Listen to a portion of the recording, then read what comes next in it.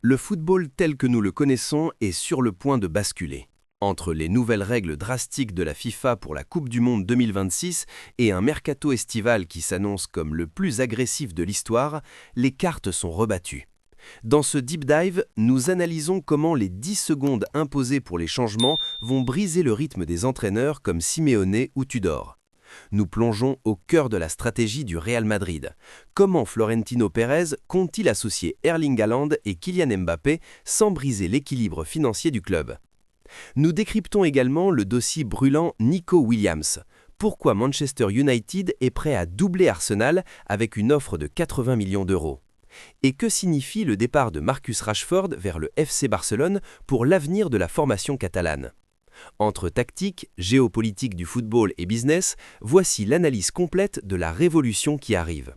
Abonnez-vous pour ne rien manquer de l'évolution du jeu. Imaginez un monde où le temps n'est plus votre allié, mais votre pire ennemi.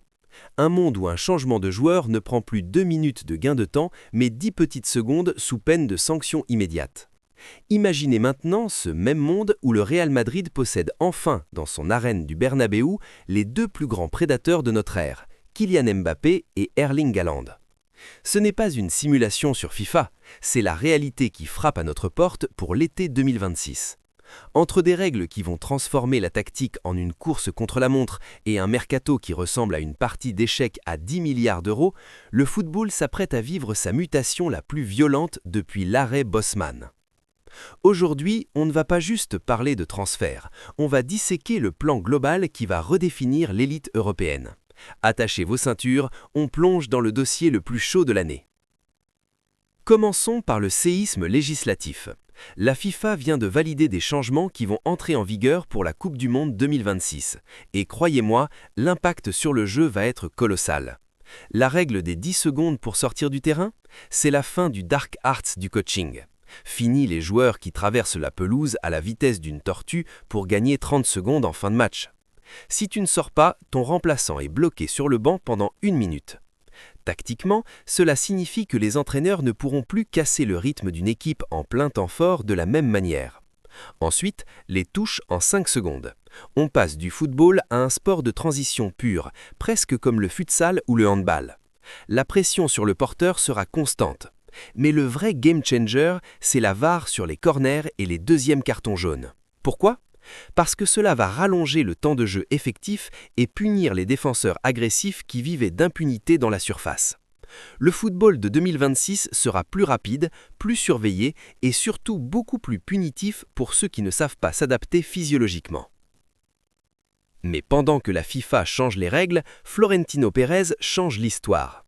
Le Real Madrid ne surveille pas seulement Erling Haaland, il prépare son arrivée comme l'on prépare l'alignement des planètes. Le départ probable de Pep Guardiola de Manchester City est la clé de voûte. Tactiquement, comment aligner Haaland et Mbappé? Beaucoup crient à l'embouteillage, mais regardez bien le profil d'Haaland. C'est un finisseur de zone, un joueur de 18 mètres. Mbappé, lui, aime partir de plus loin, aspirer la défense sur un côté pour libérer l'axe.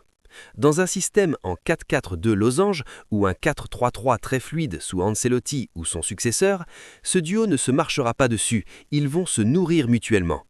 Haaland va fixer les 2 centraux adverses, ce qui donnera à Kylian cet espace de 2 mètres dont il a besoin pour foudroyer n'importe quel latéral. C'est une stratégie d'annihilation pure.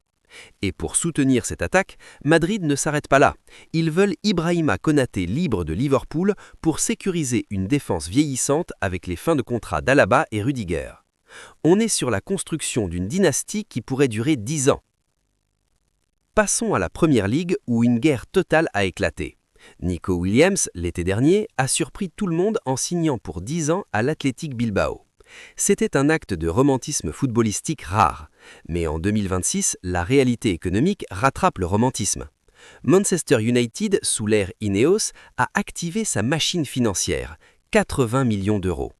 Pourquoi une telle somme ? Parce que Nico Williams est l'un des rares ailiers au monde capable de jouer sur les 2 flancs avec la même efficacité, tout en ayant une discipline défensive que Marcus Rashford a perdue. Arsenal est aussi sur le coup, car Arteta veut concurrencer Martinelli, qui stagne. Mais regardez le mouvement stratégique de Manchester. Ils vendent Rashford au Barça pour 30 millions, récupèrent l'argent de l'option d'achat de Højlund à Napoli et réinvestissent tout sur Williams. C'est un nettoyage vestiaire massif. Rashford au Barça, c'est le mariage de la dernière chance. Le Barça cherche un profil de percussion pour aider Lamine Yamal, et l'agent Jorge Mendes fait le pont. On assiste à un jeu de chaises musicales où chaque club essaie de réparer ses erreurs passées.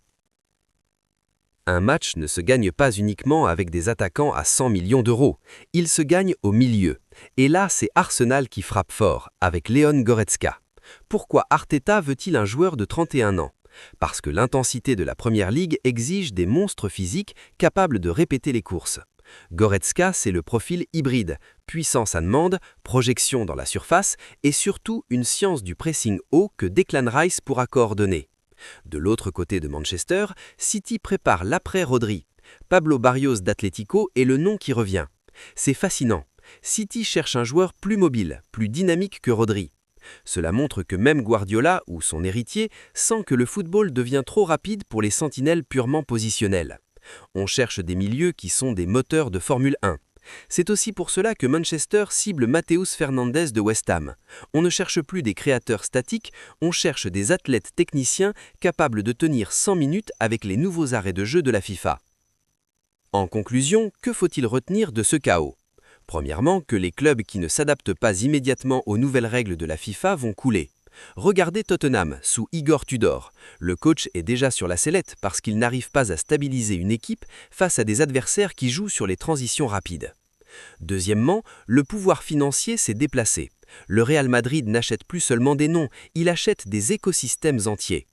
Enfin, le cas Scott McTominay à Napoli est symbolique. Certains joueurs trouvent leur salut loin de la pression anglaise, prouvant que le bonheur tactique se trouve parfois dans la continuité plutôt que dans le transfert permanent. Le football de 2026 sera un sport de survie. Entre les algorithmes de recrutement de Manchester et la vision de bâtisseur d'Arteta à Arsenal, qui sortira vainqueur ?